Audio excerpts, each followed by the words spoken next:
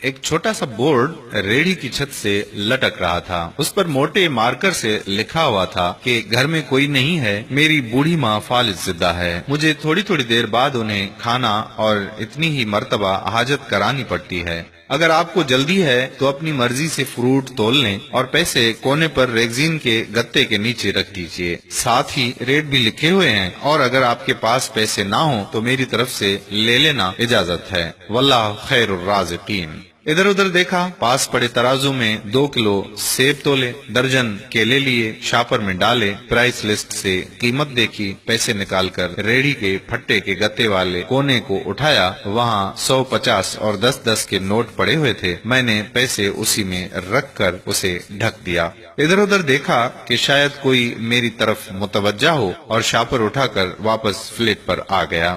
इफ्तार के बाद मैं और भाई उधर गए। देखा कि एक बारिश आदमी, दाढ़ी आधी काली आधी सफेद, रेहड़ी को धक्का लगाकर बस जाने ही वाला था। वो हमें देखकर मुस्कुराया और बोला, साहिब फल तो खत्म हो गया। नाम पूछा तो बोला खादिम हुसैन। फिर हम सामने ढाबे पे बैठे थे, चाय आई। कहने लगा कि पिछले 3 साल से अम्मा बिस्तर पर है, कुछ नफसियाती सी भी हो गई है, और अब तो फालिज भी हो गया है। मेरा कोई बाल बच्चा नहीं है, बीवी मर गई है, सिर्फ मैं हूँ और मेरी अम्मा।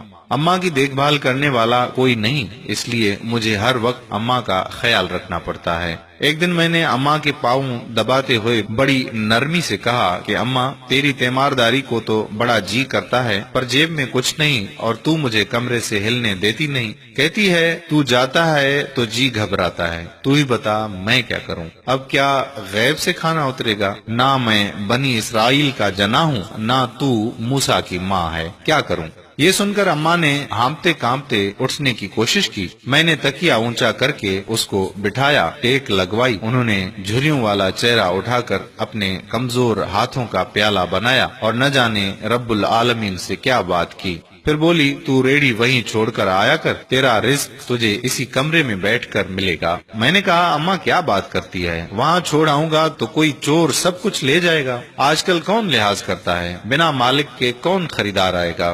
कहने लगी, तू फजर को रेहड़ी फलों से भरकर छोड़कर आ जा, बस ज्यादा बक बक नहीं कर। शाम को खाली ले आया कर। अगर तेरा रुपया गया तो ये खालदा सुरैया अल्लाह से पाई पाई वसूल देगी। 2.5 साल हो गए हैं भाई साहब, सुबह रेहड़ी लगा जाता हूँ, शाम को लेके जाता हूँ। लोग पैसे रख जाते हैं, फल ले जाते हैं। ठेला थोड़ा ऊपर नीचे होता है, बल्कि कुछ तो ज्यादा रख जाते हैं। अक्सर तखमीना नफा लागत से 300-400 ऊपर ही जा निकलता है। कभी कोई अम्मा के लिए फूल रख जाता है, कभी कोई और चीज। परसों एक पढ़ी लिखी बच्ची पुलाव बनाकर रख गई, नोट लिखकर रख गई कि अम्मा के लिए।